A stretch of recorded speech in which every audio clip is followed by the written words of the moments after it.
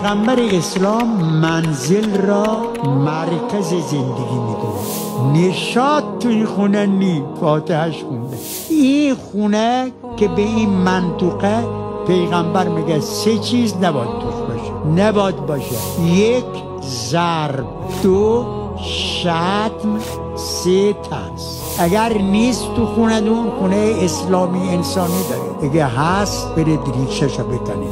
تو خونه مرد و زن مسلمان که بچه‌ای هم داشته باشن 3 چیز نباید باشه. 1 ضرب، یعنی برخورد فیزیکی. چرا دست سبکی میکنید تو خونه؟ نمیدونست جرمه؟ میدونید ضرب جرمه؟ جریمه داره.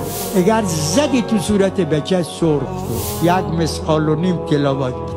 شتم یعنی چه؟ یعنی حرف خارج از نظام. تو منزل برادر، منزل مثل مسجد مقدسه، حسینیه مقدسه، منزل هم همینطوره. 3 که نباید باشه ترس. ترس یعنی صدا دا بلند کنید که بچه بترسه بیا این کارا نکنه، که خانم بترسه